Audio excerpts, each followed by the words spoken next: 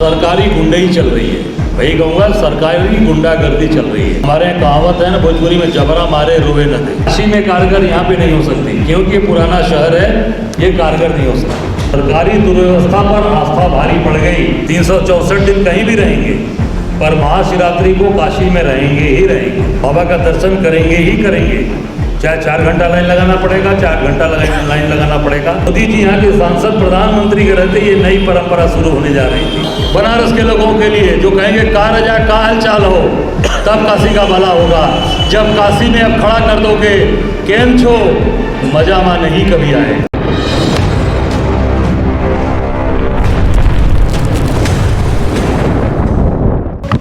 यहाँ उपस्थित हमारे जिलाध्यक्ष हमारे आदरणीय राजेश्वर पटेल जी, शहर अध्यक्ष रघुवीर चौबे जी, हमारे सभासद दल के नेता गुलशन भाई, राजेश जी और हमारे सभी वरिष्ठ नेतागण, यहाँ उपस्थित हमारे सभी पत्रकार भाइयों बहनों, छायाकार पत्रकार, हमारे छायाकार सभी भाइयों बहनों साथियों, सबसे पहले मैं आप सबको, हम सब काशीवासियों के लिए जो सबसे बड़ा पर्व है, इस देश का सबसे बड़ा पर्व है महादेव महाशिवरात्रि की सबको शुभकामनाएं देता हूं और सबके उज्ज्वल भविष्य की कामना करता हूं।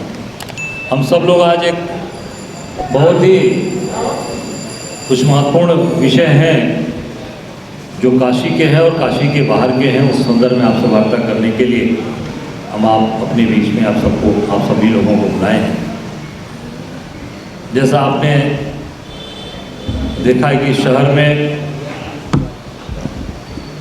एक रोपवे का निर्माण हो रहा है। रोपवे जो जनता की सुविधा के लिए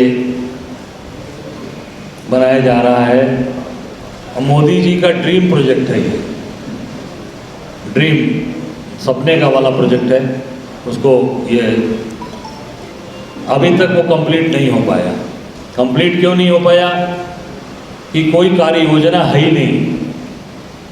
केवल कैंट स्टेशन से कैसे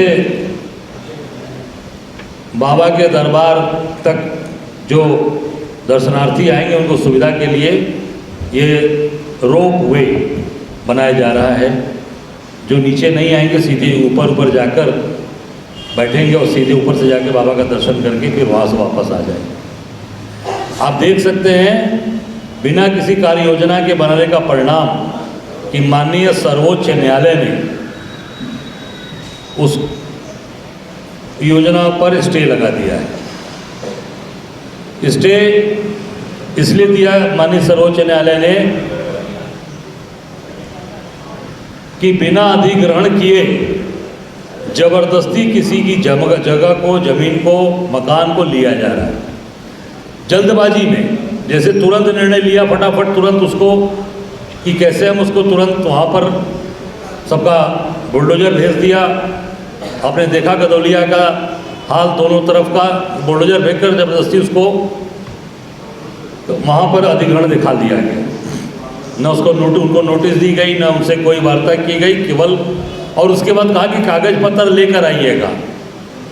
ये यहाँ पर पूरी तरीके से सरकारी गुंडई चल रही है, वही कहूँगा सरकारी गुंडागर्दी चल रही है। हमारे यहाँ कहावत है ना भोजपुरी में, जबरा मारे रोए न दे। जबरा मारे रोए न दे वाला हाल है। और पूरी तरीके से ये योजना निरर्थक है। मैं फिर कहूँगा निरर्थक है योजना। जो लोग सामान लेकर आएंगे वो सामान भी उसमें लेकर नहीं बैठेंगे। जो मेरे पास जानकारी है वो सामान रख देंगे। अरे भैया, बाबा का दर्शन करने अगर आएगा कोई, हम लोग भी दर्शन करने के लिए आप सब जाते हैं पूजा करने के लिए, तो स्नान करते हैं, कपड़ा बदलते हैं, 2 ही सेट कपड़ा लेकर आएंगे। एक सेट पहनकर अगर बाहर से कोई आएगा, उतरेगा गदौलिया पर, तो दूसरा सेट कपड़ा बदलेगा, जाएगा गंगा जी स्नान करेगा, उसके बाद वो जाएगा बाबा का दर्शन करने के लिए।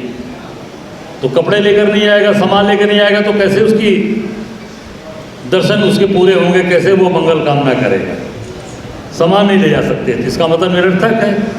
और मैंने 3 साल पहले, जिस दिन मोदी जी ने 24 तारीख को 3 साल पहले 24 तारीख को इसका नींव रखा था, और मैंने 25 तारीख को 3 साल पहले ही बता दिया था कि ये योजना पूरी तरीके से मेट्रो रेल परियोजना इस पर विचार किया जाए, ये कारगर नहीं साबित होगी।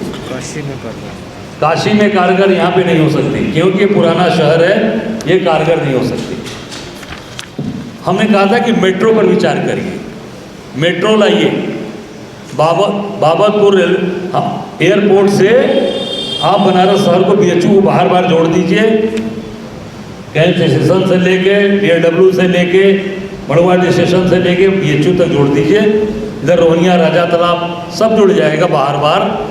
शहर में आप देख सकते हैं इतना अव्यवस्था होने के बाद भी, सरकारी अव्यवस्था, उसके बाद भी जिनकी आस्था थी, वो आस्था के साथ सभी लोग बाबा विश्वनाथ के दर्शन लगातार कर रहे हैं। इन दुर्व्यवस्थाओं पर आस्था भारी पड़ गई, सरकारी दुर्व्यवस्था पर आस्था भारी पड़ गई। केवल काशी में ही नहीं, प्रयागराज महाकुंभ में भी जो अव्यवस्था वहाँ पे सरकार ने किया, जो कहा था कि इतने करोड़ लोग आए, उस अव्यवस्था पर लोगों की आस्था, लोगों का ईश्वरीय जो आस्था, ईश्वर के प्रति प्रेम है, बाबा विश्वनाथ के प्रति, संगम नगरी प्रयागराज के प्रति, वो दिखाई दे दिया। मैं सभी वहाँ पर कुंभ में आए सभी स्नानार्थियों का, सभी दर्शन करने वालों का मैं हार्दिक स्वागत, अभिनंदन करता हूँ। और जो लोग आज महाकाल कवलित हो गए, मर गए, उसकी कोई चर्चा नहीं। दुर्व्यवस्था, मैं दुर्व्यवस्था में बोल रहा हूँ पूरी तरीके से, क्योंकि लोग आए थे आस्था के साथ, आए, स्नान किया, प्रार्थना की, और मैं उनकी प्रार्थना है, भगवान उनको पूरा करें।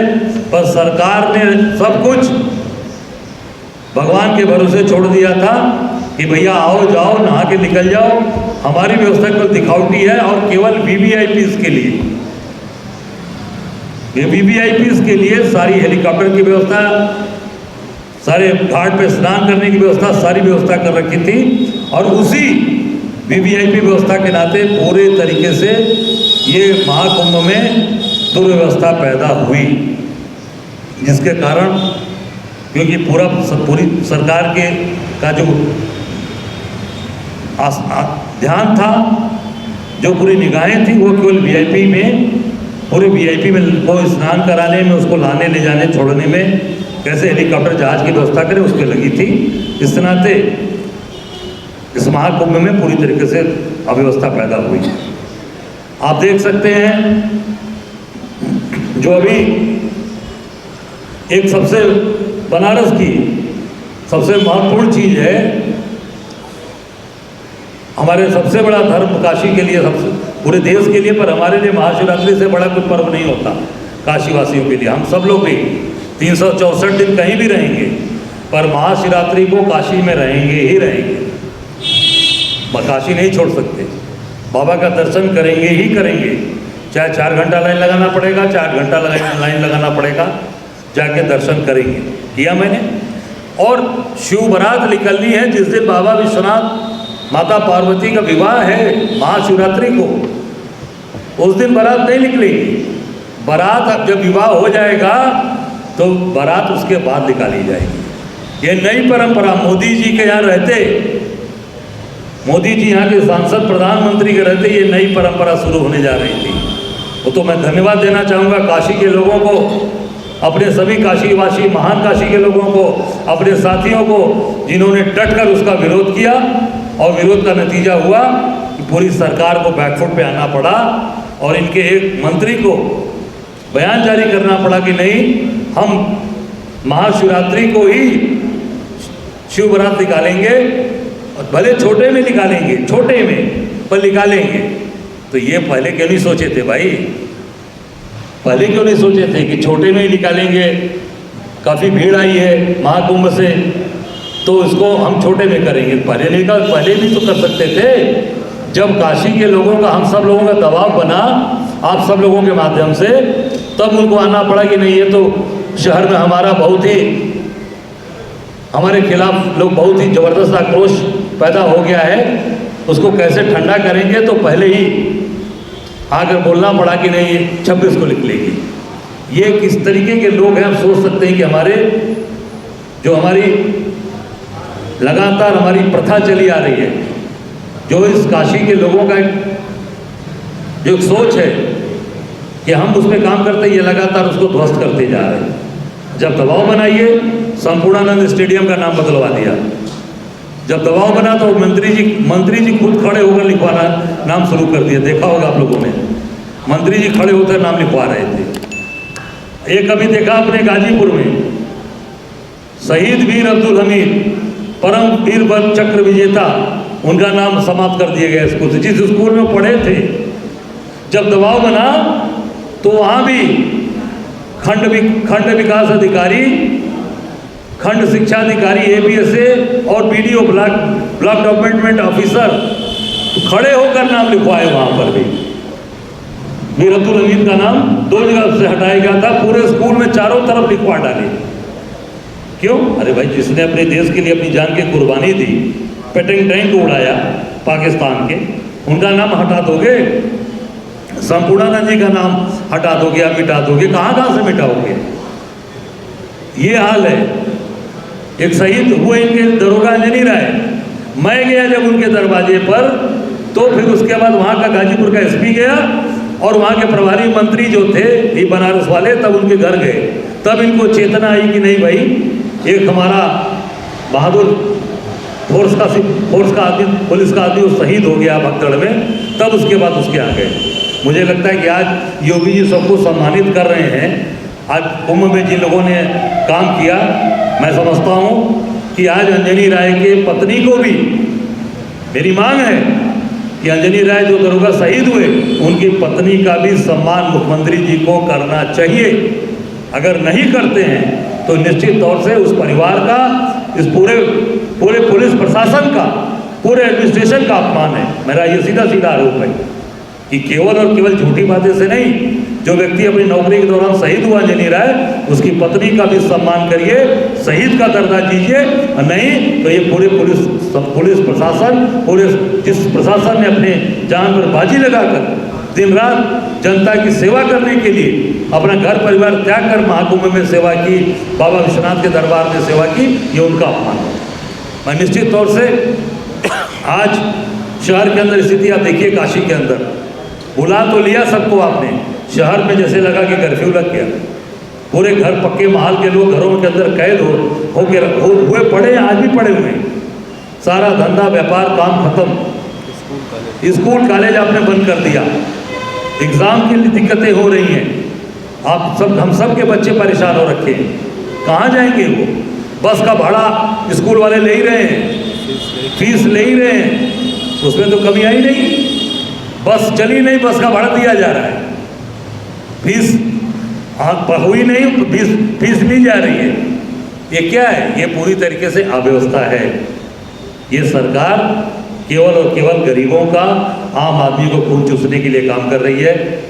ये निश्चित तौर से इन सब चीज़ों पर सरकार को ध्यान देना चाहिए और आम जनता के हित की बात करनी चाहिए, आम जनता की मदद करनी चाहिए। अरे काशी को तो महादेव चला रहे हैं, यहाँ के राजा तो बाबा विश्वनाथ हैं, काशी को चलाने वाले महादेव हैं। पर जिनको जिम्मेदारी सौंपी है वो लोग आज उस व्यवस्था से खिलवाड़ कर रहे हैं। जो जनप्रतिनिधि हैं, जिनको जिम्मेदारी, जहाँ की जनता, हम सब बाबा विश्वनाथ के भक्त हैं, गण हैं, पर जो जिम्मेदारियाँ दी गई हैं वो पूरी तरीके से वो लोग उसको ठीक से पालन नहीं कर रहे हैं, आम जनता का ध्यान हित में नहीं रख रहे हैं। क्योंकि आम जनता से उनको मतलब नहीं है। और पहली बात, बाहर का व्यक्ति कभी भी काशी का भला नहीं कर सकता। मैं बार बार कह रहा हूँ, फिर कह रहा हूँ, बाहर का व्यक्ति आएगा वो केवल वोट राजनीति करेगा, वोट साधने के लिए आएगा। इसीलिए आज रोपवे फेल हो रहा है, इसीलिए आज TFC सेंटर बड़ा लालपुर फेल हो गया, इसीलिए आप रुद्राक्ष सेंटर फेल हो गया, इसीलिए बंदरगाह फेल हो गया, बंदरगाह फेल हो गया। जितनी भी योजनाएं बाहर के लोगों के द्वारा बनाई गई हैं वो सारी योजना फेल हो गई। काशी का अगर आपका लाल होता तो वो बनारस में पहले मेट्रो बनवाने का प्रयास करता। वो बनारस की गलियों को, मैं आज कल दर्शन करके लौट रहा था, 10 जगह मुझे सीवर के पानी मिले जो पूरे के पूरे गलियों में भरे पड़े थे। दर्शन करने वाले लोग आ रहे थे और पूरा का पूरा पानी में से घुसते। मैं खुद उस सीवर के पानी में से आया हूँ। हाउस टैक्स, सीवर टैक्स चौगुना, हाउस टैक्स, सीवर टैक्स चौगुना 5 गुना बढ़ा दिया गया, पर सुविधा कोई नहीं है। 2014 से ये देखिए हमारे सभासद बैठे, बताइए पानी का टैक्स जो है 2004 से जोड़ रहे हैं। ये बता रहे हैं 2014 से हाउस टैक्स है, अब पानी का टैक्स 2004 से पुराना पानी का टैक्स जोड़ रहे हैं। आप सोच सकते हैं क्या स्थिति हो जाएगी। बिजली का बिल आसमान छू रहा है, कैसे लोग अपना जीवन यापन करेंगे। जबरदस्ती प्रीपेड मीटर लगा और ज़बरदस्ती प्रीपेड मीटर लगा रहे हैं। और वो मीटर कौन किसका है? अडानी का। पढ़िए उस पर लगा हुआ है अडानी नाम लिखा हुआ है। तो मैं समझता हूँ कि ये काशी को चलाने वाले, जब तक काशी की जनता काशी के लोगों को चुनकर भेजेगी, काशी के लोग खड़े होंगे जो भिड़ेंगे बनारस के लोगों के लिए, जो कहेंगे का रजा का हालचाल हो, तब काशी का भला होगा। जब काशी में अब खड़ा कर दोगे केम छो, मजामा नहीं कभी आएगा।